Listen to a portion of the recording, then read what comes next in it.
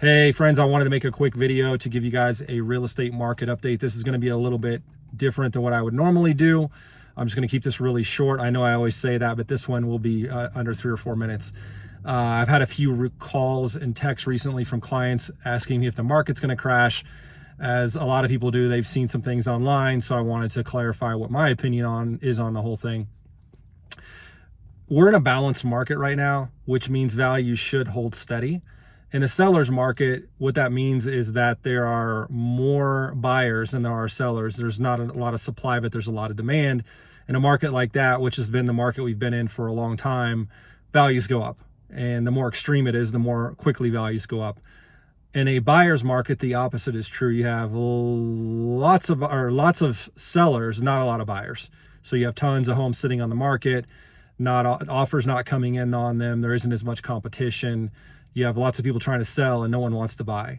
Right now we're in the middle, and we've been gradually moving from a seller's market closer to a buyer's market for quite some time. Some are actually saying we're in a buyer's market right now. I don't know if I completely agree with that, but I think at the very least we're in a balanced market, which means value should hold steady. We could have a slight drop or a slight increase, but I don't believe the market's going to tank, particularly here in Denver, where there's just too much going on here for that to happen. In other areas of the country, there could be some consequences, but a couple things to keep in mind. Number one, interest rates actually have dropped a little bit recently. We were at about 6.75%. Now we're roughly 6.5%. And I do think they will come down a little bit more.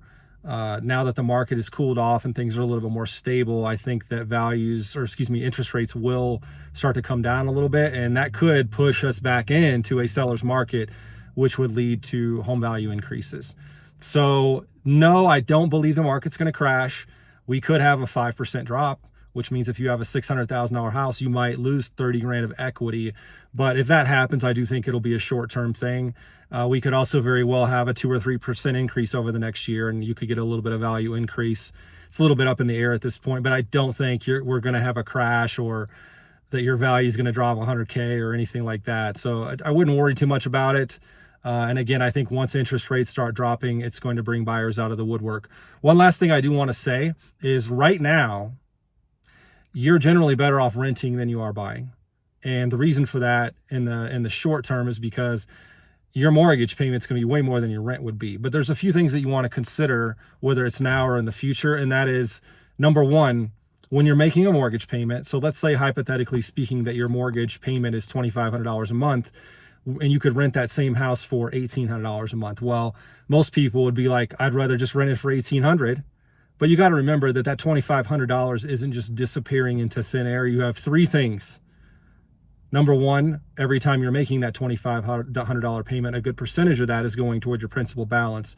In this case, probably about $300 a month, where interest rates are currently, is going to your principal balance. So out of that $2,500, really it's only $2,200 if you take that $300 out. Number two, values can increase, and historically values go up about 3% a year. So if you bought a $400,000 house and you have a 3% increase over the course of a year, that's $12,000. That's $1,000 a month. So now if you take that out of that $2,200, now you're only in $1,200, way less than renting, right? And then the last thing is you're able to deduct your mortgage interest on your taxes.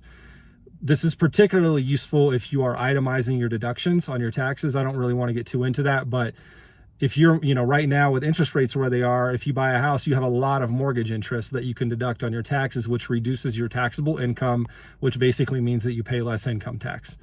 You'll get a bigger refund on your taxes, or you'll owe less on your taxes as a result of that. So it's probably a little bit better to rent than to buy right now.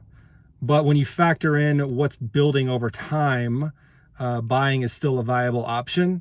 There's a little bit more of a headache involved with that process, but I do think that right now it's really close, and it's just a simpler life to rent when it's close like that.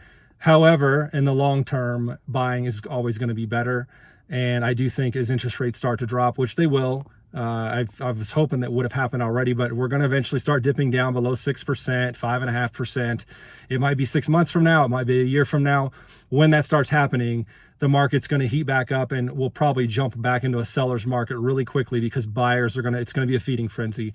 When that payment gets to the point where I just mentioned, where now it's equal to what rent would be, and you're getting all those benefits I just mentioned, values are going to go back up, because why would you rent when you can buy in that scenario? Anyway, hope you guys find this video useful. Just wanted to share a few pieces of information. I just got out of the gym and I'm really energetic right now. So I thought it would be a good time to make a video. Hope everybody has a good weekend. I will talk to you guys later.